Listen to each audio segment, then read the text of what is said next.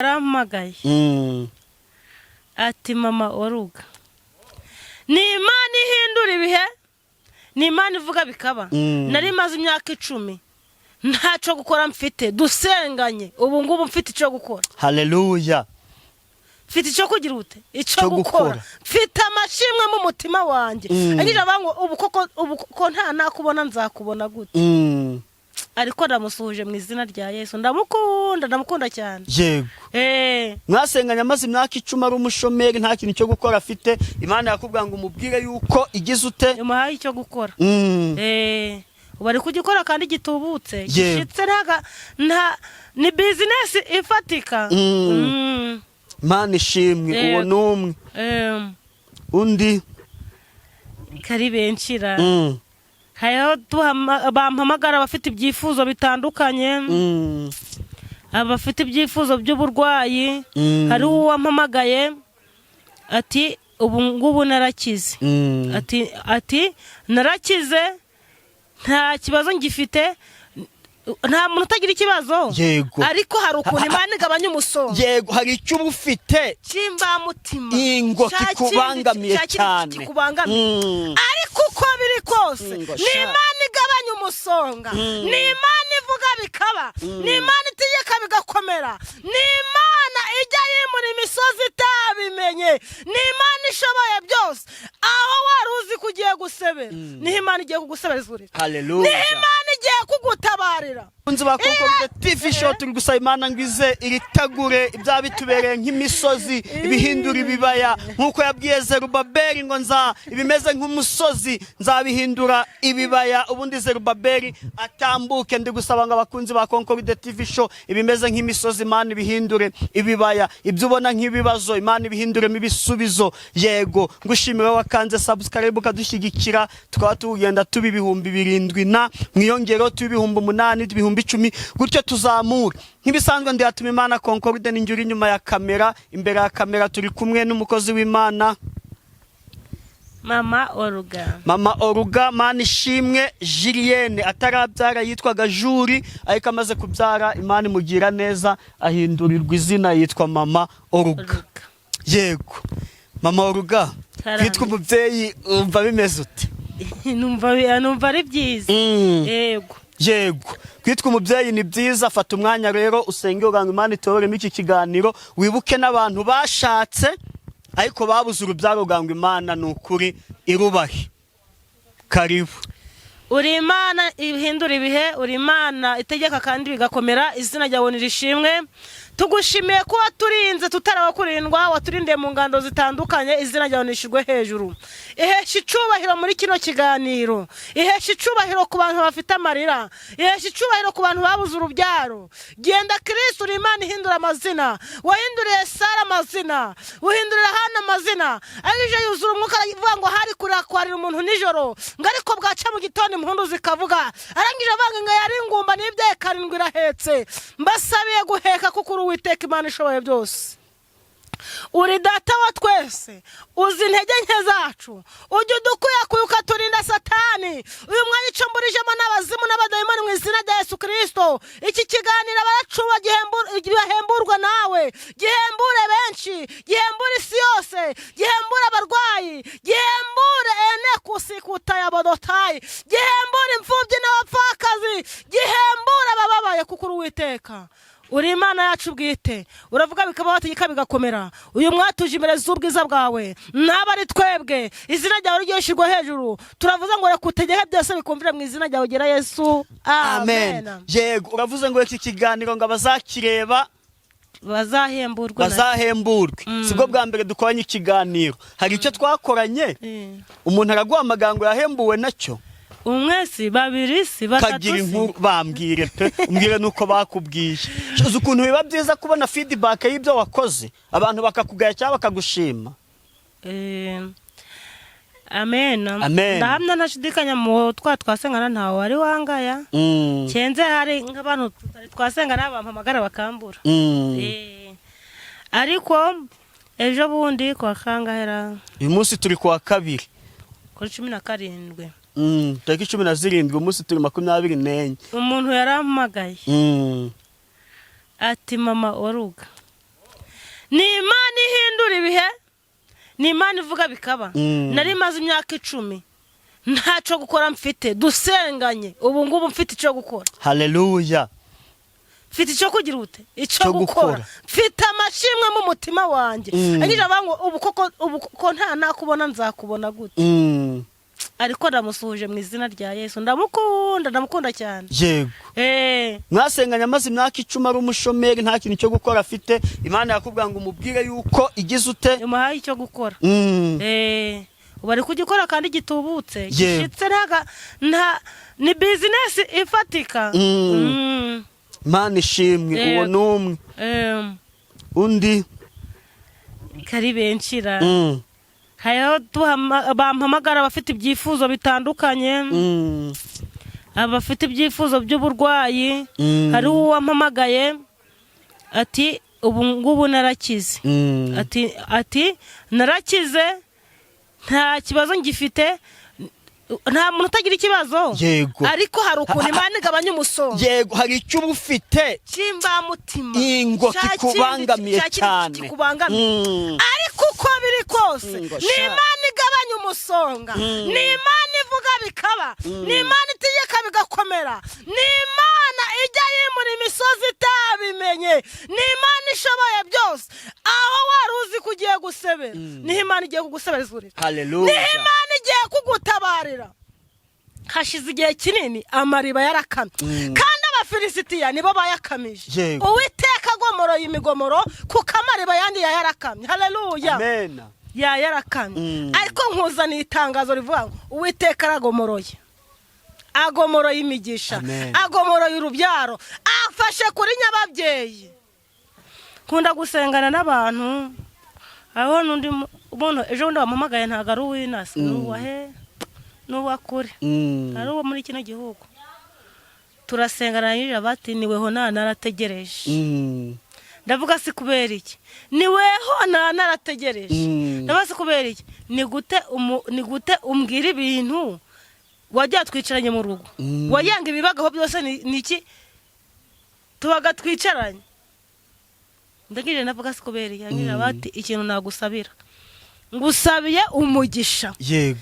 Ngusabiye imbaraga n'amavuta, wagukukomera uzarenge kure cyane, uzarebe ko iravuga si ngusabiye kureba kure cyane. Nubundi warebyeyo, ariko Imana ishoboye byose iraje kuguhoza amarira. Mundi yavuze ngo ubwo narindi mu cyumba ndi gusenga, numvishijwe ijwi rimpamagara rimbwira riti humura mwana wanjye, ibyo wasabye uyu munsi nukuri ndabiguha. Amen. Haleluya. Icyo uri gusaba uyu munsi, icyo uri gusaba muri kuno kwezi, Imana yiteguye kukugirira neza. Ni Yesu waduhamagaye kandi agambiriye kutugirira neza. Hari igihe abantu kandi umwe se babiri babimbwiye, abantu ngo bakababyira ngo ugiye gupfa. Uza abantu batubwiye ko turapfa, ngo ugiye gupfa tanga igitambo, tanga iki. Uza abantu batubwiye ko turapfa nitwapfa, Imana itavuze bakavuga itavuze ariko tukabaho. Yita ku batagira shinge na rugero. Yaravuze ngo yemwe abarusha n'abaremerewe, abafite ibyaha, abafite ibibazo, abafite ubwihebe, mwemwe abarusha n'abaremere muze munsanga ndabaruhura. Amen. Yesu nta kiguzi, nta feza n'izahabu. Cyokora kera uwakoraga icyaha wese yagira ngo yatangaga igitambo. Ariko ubu ngubu igitambo nkura kuba byango na amavi n'ingo. Agaciro na amavi, agaciro ni ukwizera. Iyo wizeye ubasha kwimura imisozi. Iyo wizeye uziko nshobora kuguhanurira. Kubera kwizera kwawe na nimugoroba bikaba nukuri. Iyo ufite kwizera, ngiye hari igihe mbyuka ndi kumva ndi bumuka w'Imana umunsi wose ukira, nkagenda ndohereza umuntu voice. Nanjye mfite wanyoherereje shatse nayipraying. Ayiwe Yesu azaza ntazatinda, nkuko yabisezeranye n'abera, nkuko yabisezeranye natwe.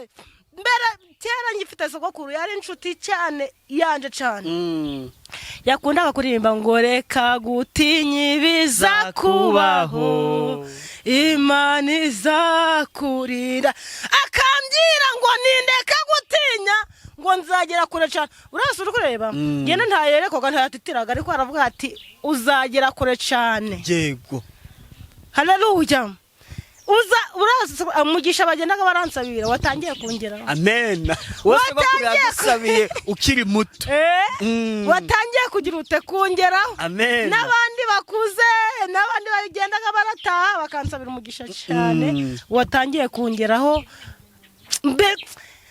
ngo n'ibyago biri mu nzira ucamo ariko Imana izabikurindiramo amen hari igihe cyageze bitewe n'ibihe narindimo nanjye numva araho nageze ndananirwa yego ariko nongera kumva ijwi rivango haguruka ninje waguhamagaye wireba inyuma komeza ureba imbere hari ibyiza yego hari ibyiza mfite ba mama mfite ba papa abatandukanye mu bihugu bitandukanye ariko Yesu we amaraso ya Yesu yakoze umurimo yahuje abatari kuzamenyana ndakubwira ngo ndagutangariza amakuru ngo ngiye niyo wanyoreza SMS ngira umwanya ari igihe nkoreza na voice tutanasenganye tutanavuganye nkagusengera haguhanura kandi kamena umva ntagaruka nga kubasubiza ahubwo bitewe ngiye nta muntu nanga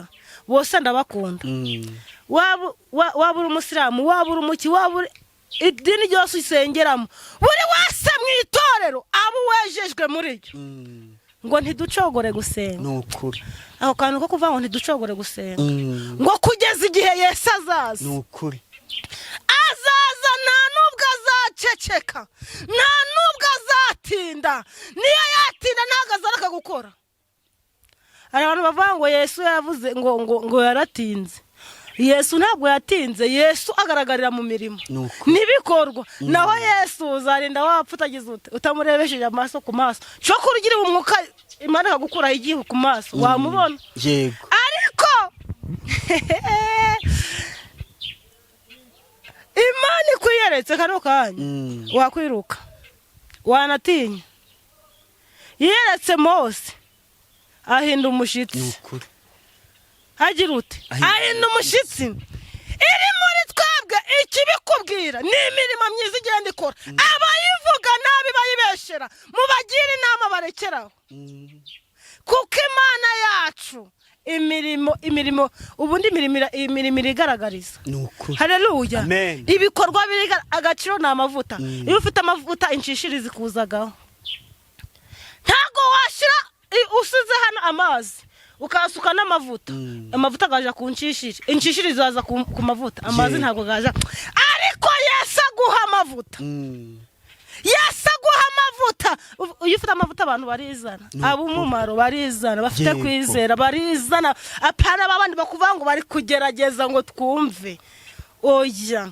hari wawundi wizeye mbese ngubu waba ufite kwizera Imana ikareka kukuvugaho oya Imana ntiyareka kukuvugaho nizemera ko ibirenge byawe bitegusa izakurinda nta nubwo izawunikira nta nubwo izasinzira nta nubwo izaryama itarakugirira neza muzaniye ijambo rivuga ngo Yesu aguhaye ubutabazi amen Yesu atanze ubutabazi ku ngo zibuza amahoro Yesu atanze ubutabazi ku bakobwa babuze enekutayabo dotaye ku bakobwa babuze abagabo atanze ubutabazi ku babuze akazi atanze ubutabazi ku babuze ibyangombwa atanze ubutabazi ku bakeneye visa atanze amahoro Yesu atanze amahoro amen abo bari kubajya ngo mugiye gupfa murapfa mugiye hehe tuzapfa ariko tuzanarama yego tuzarama ariko tuzanapfa yego kuko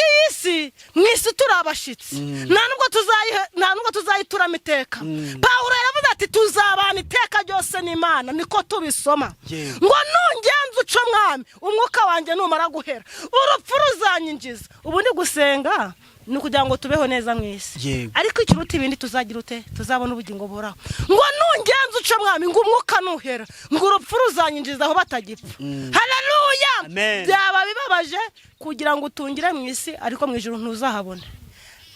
Ndagutangariza itangazo rivuga ngo dusenge dusaba byose. Yego. Haleluya. Amen. Kuko nanone iby'umwuka n'iby'umubiri bigomba kugira ute bigomba kubaho. None se ubu ngubu mfite inzara. Kano kanya aka kanya mfite inzara. Atari amasengesho nafashe atari ibihe nafashe uzi ngo navuga guca. Oya. Ariko sha mbabarira iby'umwuka bijanaga n'iby'umubiri. Haleluya. Bijanaga n'iby'umubiri.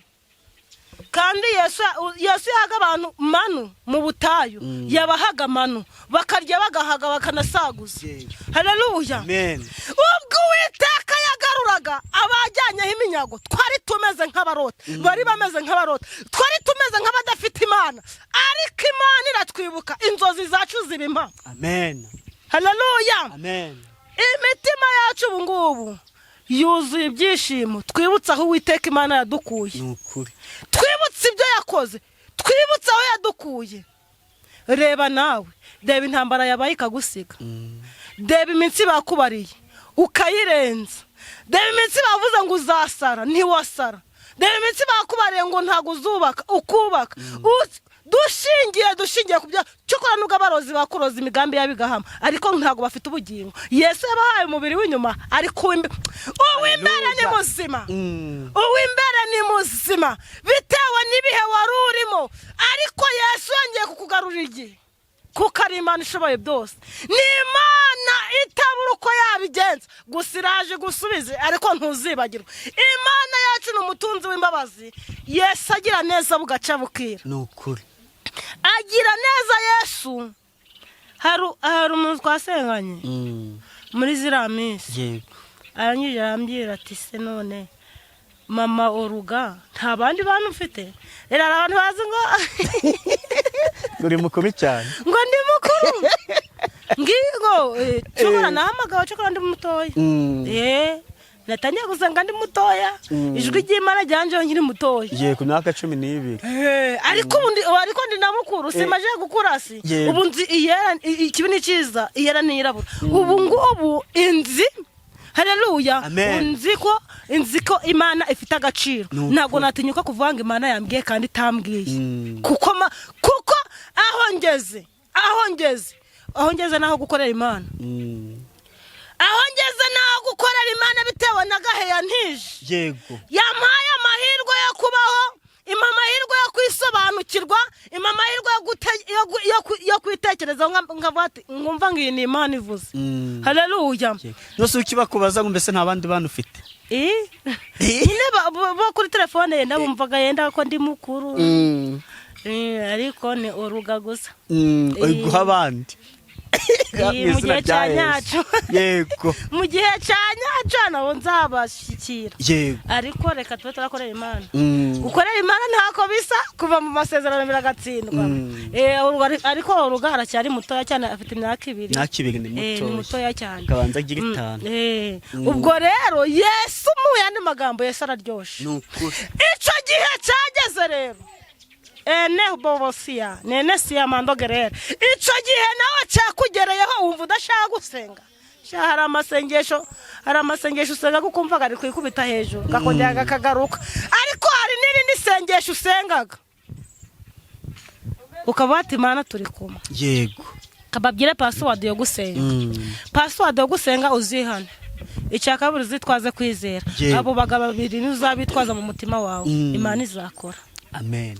Izakora nimara gukora. Yesu izakora.